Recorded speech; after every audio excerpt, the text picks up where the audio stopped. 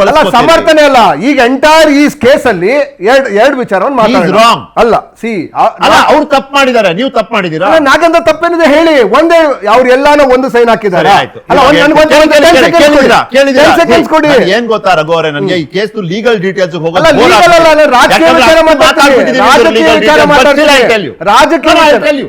ಏನ್ ಹೇಳುತ್ತೆ ಗೊತ್ತಾ, ಸಿಬಿಐ 1.12 crores ನಾಗೇಂದ್ರ ಅವರ ಸಿಸ್ಟರ್ ಅಕೌಂಟ್ ಬಂದಿದೆ. ಯಾರಿಂದ ಬಂದಿದೆ? ನೆಕ್ಕಂಟಿ ನಾಗರಾಜ್ ಇಂದ ಬಂದಿದೆ. SKR ಇನ್ಫ್ರಾಸ್ಟ್ರಕ್ಚರ್ ಇಂದ ಬಂದಿದೆ. SKR ಇನ್ಫ್ರಾಸ್ಟ್ರಕ್ಚರ್ ಯಾರು ಇಲ್ಲಿ ಟ್ರಾನ್ಸ್ಫರ್ ಆದಂತ ದೊಡ್ಡ ದೊಡ್ಡ ಕಂತಿನ ಟ್ರಾನ್ಸಾಕ್ಷನ್ ಗಳಾಯ್ತಲ್ಲ, ಒಂದೇ ದಿನದಲ್ಲಿ ಹತ್ರ 89 crores ಟ್ರಾನ್ಸಾಕ್ಷನ್ ಆಯ್ತಲ್ಲ, ಅದರಲ್ಲಿ ಸೈಸಬಲ್ ಅಮೌಂಟ್ ಆಫ್ ಮನಿ ಹೋದಂತ ಒಂದು ಕಂಪನಿ SKR ಇನ್ಫ್ರಾಸ್ಟ್ರಕ್ಚರ್.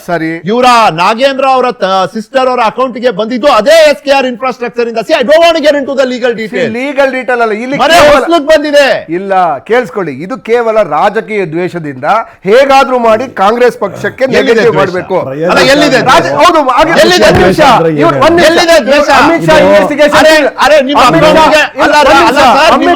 ದುಡ್ಡು ಹಾಕೋದ್ರಿಂದ ದ್ವೇಷ ಆಯ್ತಾ? ಕಳೆದ ಬೊಮ್ಮಾಯಿ ಅವರಿದ್ದಾಗ 543 ಕೋಟಿ ಇದು ಗಂಗಾ ಕಲ್ಯಾಣ ಯೋಜನೆ ತಿಂದು ತೆಗೆದವ್ರು ಯಾರು?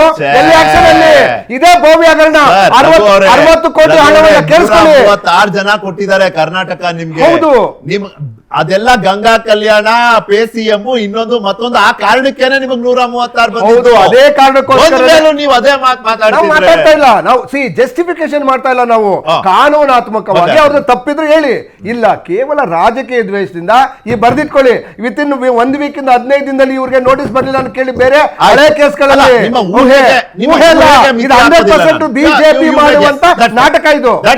ಅಶೋಕ್ ಗೌಡ್ರೆ, ಇಲ್ಲಿ ಏನಾಗಿದೆ ನೋಡಿ, ನಿಮ್ಗೂ ಅಷ್ಟೇ, ನೀವು ನಾಗೇಂದ್ರ ವಿಷಯದಲ್ಲಿ ಬಲವಾಗಿ ವಾದ ಮಾಡಬಹುದು, ಬಟ್ ನಿಮ್ಮ ಮನೆಯಲ್ಲಿರುವಂತಹ ಕಪಾಟನ್ ತೆಗೆದ್ರೆ ಅದ್ರ ಒಳಗಡೆನೂ ಇದೆ ಸ್ಕೆಲಿಟನ್ಗಳು. ಪ್ಲೀಸ್ ಒಂದು ಏನಂತ ಹೇಳಿದ್ರೆ, ಯಾವುದೇ ರಾಜಕೀಯ ಪಕ್ಷಗಳಲ್ಲಿ ಯಾರೋ ಕೆಲವರು ಬರ್ತಾರೆ, ಅವರು ಸ್ಕೆಲಿಟನ್ ಆಗಿದ್ದಾಗ ಅದನ್ನು ಒಂದು ಕಾರಣಕ್ಕೆ ನಾವು ಸ್ವೀಕರಿಸಿದಾಗ ಅದನ್ನೇ ಒಂದು ದೊಡ್ಡ ಆಪಾದನೆ ಅನ್ನತಕ್ಕಂಥದ್ದು ತಪ್ಪು. ಆಯ್ತಾ?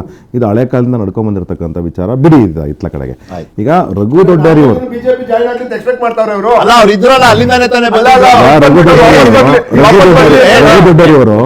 ನ್ಯಾಷನಲ್ ಹೆರಾಲ್ಡ್ ಕೇಸ್ನಲ್ಲಿ ಯಾವ ರೀತಿ ವಿತ್ತಂಡವಾದಗಳನ್ನು ಮಾಡಿದ್ರೋ ಅದೇ ರೀತಿ ವಿತ್ತಂಡವಾದಗಳನ್ನು ಡೈರೆಕ್ಟಾಗಿ ಮನಿ ಟ್ರಯಲ್ ಸಿಕ್ಕಿದ್ರು ಸಹ, ಅವ್ರ ತಂಗಿ ಅಕೌಂಟ್ಗೆ ಹೋಗಿದ್ರು ಸಹ, ಇವರು ಕಾರ್ ಅಕೌಂಟ್ಗೆ ಹೋಗಿದ್ರು ಸಹ, ಕಾರ್ ತೆಗೆದುಕೊಳ್ಳೋಕ್ಕೆ ಜ್ಯುವೆಲ್ರಿ ತೊಗೊಳಕ್ಕೆ ಹೋಗಿದ್ರು ಸಹ, ಇವತ್ತಿಗೂ ಸಹ ಇಂಥ ಮಾತಾಡ್ತಾರೆ ಅಂತ ಹೇಳಿದ್ರೆ ಯಾವ ನೈತಿಕತೆ ಇಟ್ಕೊಂಡವರೋ ಗೊತ್ತಿಲ್ಲ. ಆಯಿತಾ?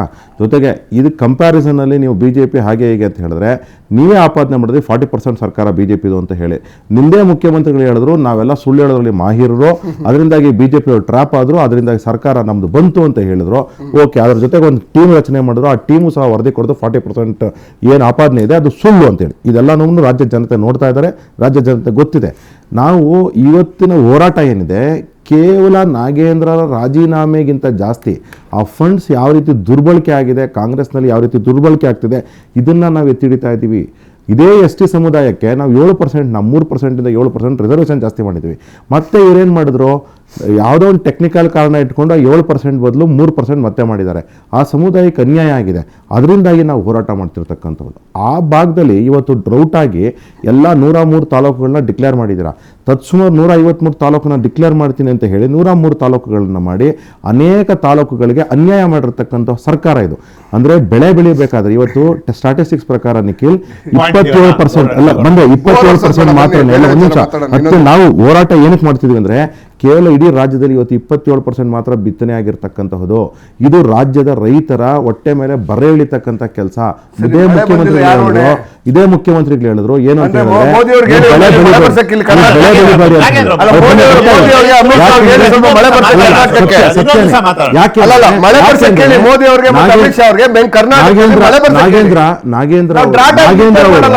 ನಾಗೇಂದ್ರ ಅವರು ಕೇವಲ ಒಂದು ಸಣ್ಣ ಮೀನು. ಇದ್ರ ಹಿಂದ್ಗಡೆ ಇರತಕ್ಕಂತಹ ದೊಡ್ಡ ದೊಡ್ಡ ತಿಮಿಂಗ್ಲಾಗಳು ಯಾರಿದ್ದಾರೆ, whether it was Shivakumar, Siddaramaiah, Sonia Gandhi, we don't know.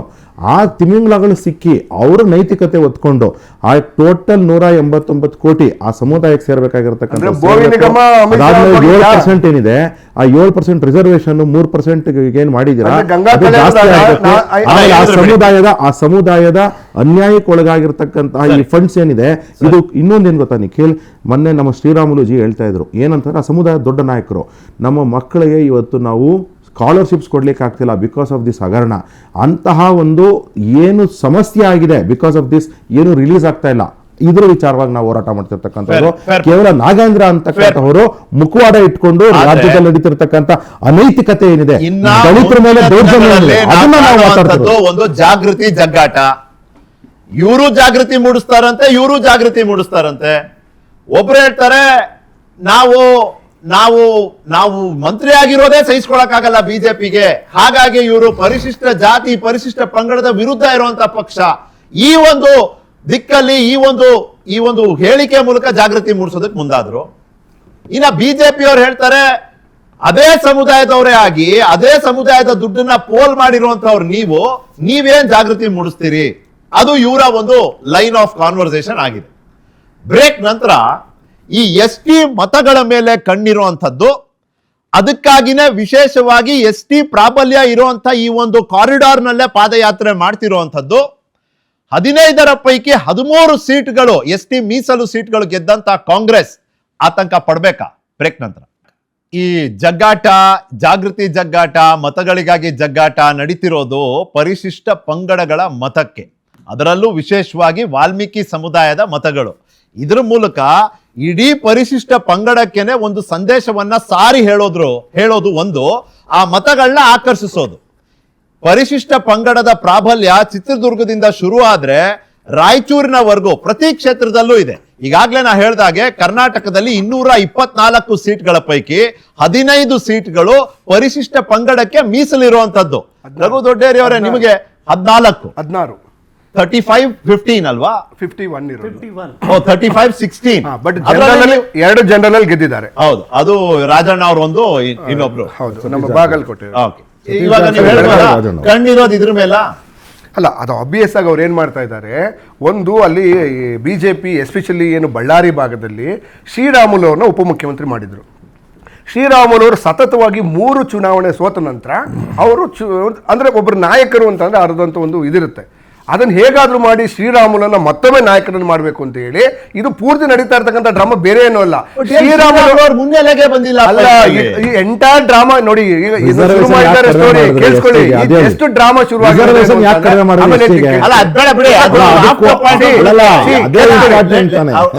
ನೋಡಿ. ಈಗ ಮೂಲ ಉದ್ದೇಶ ಇವರು ಡ್ರಾಮಾ ಏನು ಅಂತಂದ್ರೆ ಮತ್ತೊಮ್ಮೆ ಶ್ರೀರಾಮುಲು ಅವ್ರನ್ನ ಹೇಗಾದ್ರೂ ಮಾಡಿ ವಾಪಸ್ ಕರ್ಕೊಂಡ್ಬರ್ಬೇಕು, ಹೇಗಾದ್ರೂ ಮಾಡಿ ಮತ್ತೊಮ್ಮೆ ನಾಯಕ ಅಂತ ಪ್ರೂವ್ ಮಾಡಬೇಕು ಅಂತ ಹೇಳಿ ಹೊರಟಿದ್ದಾರೆ.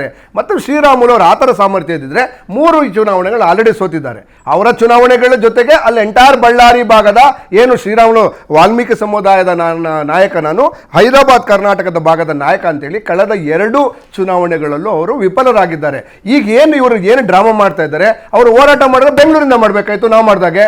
ಅವ್ರು ಯಾಕೆ ರಾಯಚೂರಿಂದನೇ ಮಾಡ್ತಾವ್ರೆ ಅಂದ್ರೆ, ಆ ರಾಯಚೂರಲ್ಲಿ ಅವರು ಶ್ರೀರಾಮುಲು ಅವ್ರನ್ನ ಮತ್ತೊಮ್ಮೆ ನಾಯಕನನ್ನಾಗಿ ಪ್ರೊಜೆಕ್ಟ್ ಮಾಡಿ ಅವರು ನಾಯಕ ಅನ್ನುವ ಒಂದು ಬಿಂಬಿತ ಒಂದು ಪ್ರಯತ್ನವನ್ನ ಮಾಡೋದಕ್ಕೆ ಶ್ರೀರಾಮುಲು